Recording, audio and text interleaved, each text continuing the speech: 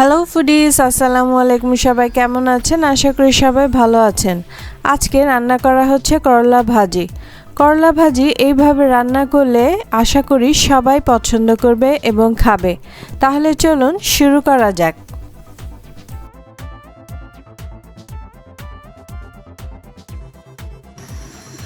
করলা যেন তিতা না লাগে সেজন্য তার একটা সিক্রেট আছে। সেইভাবে রান্না করলে করলা কারো কাছেই তিতা লাগবে না। অনেকে আছে তিতার কারণে করলা ভাজিটা খেতে চায় না। করলা কেটে নিয়ে এর মধ্যে লবণ দিয়ে মাখিয়ে রাখতে হবে 10-15 মিনিট। 10-15 মিনিট মাখিয়ে রাখলে যে একটা নরম নরম ভাব হবে এবং এটা থেকে যে রস বের হবে সেটাকে আবার চিপে নিতে হবে। সবাই কেমন আছেন? আজকে রান্না করছি একদম সহজ করলা ভাজি। তেল দেওয়া হয়েছে, এখন এর মধ্যে দিয়ে দেওয়া হবে করলা।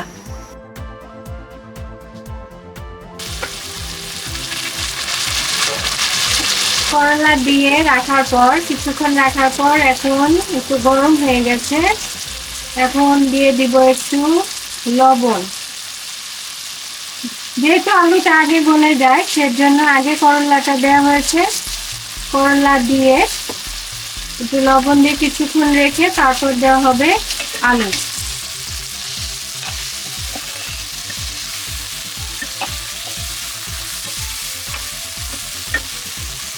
একটু নাড়াচাড়া করে নেওয়া হলো করলাটা। এখন করলাটা ঢেকে দিব।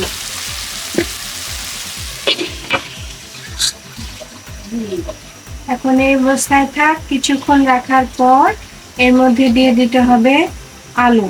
বাকি যা যা লাগে তা দিব। এখন ততক্ষণ পর্যন্ত একটু হতে থাকে।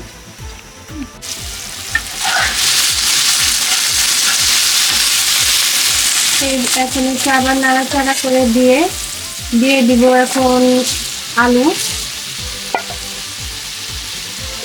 আলু করলার মধ্যে যা পানি আছে এইটুকু দিয়েই এই রান্না হবে। এক্সট্রা কোনো পানি আসলে ভাজিতে দিতে হয় না, লাগে না ভাজিটা দিতে কোনো পানি। আবার একটু নাড়াচাড়া করে দুটাকে মিক্স করে নিতে হবে। ঢাকনটা তুলে নেওয়া হয়েছে। এখন দিয়ে দিব পেঁয়াজ আর কাঁচামরিচ ফালি। 6-7টা কাঁচামরিচ ফালি আর 3-4টা পেঁয়াজ কুচি করে নেওয়া হয়েছে। মিডিয়াম টাইপের পেঁয়াজ, মিডিয়াম টাইপের বেশি পেঁয়াজ।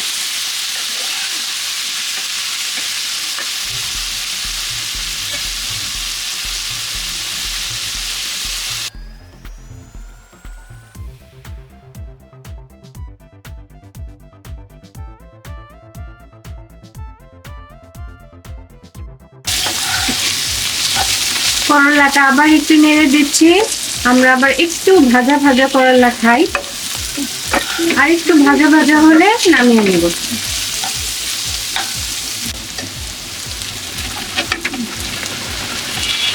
এখন একটু লবণটা চেখে নিব ঠিক আছে কিনা ভাজিতে। লবণ চাখার পর আর একটু লবণ দেওয়া হচ্ছে, একটু লবণ লাগবে।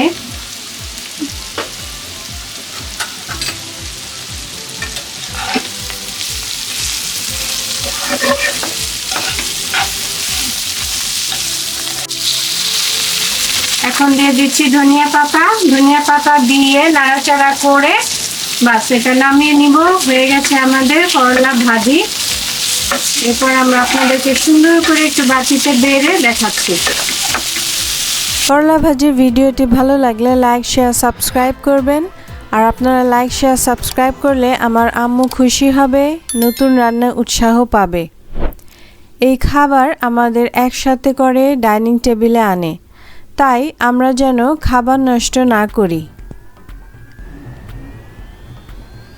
সবাই সুস্থ থাকবেন, ভালো থাকবেন। দেখা হবে নেক্সট ভিডিওতে। সবাইকে ধন্যবাদ এতক্ষণ ভিডিওটি দেখার জন্য।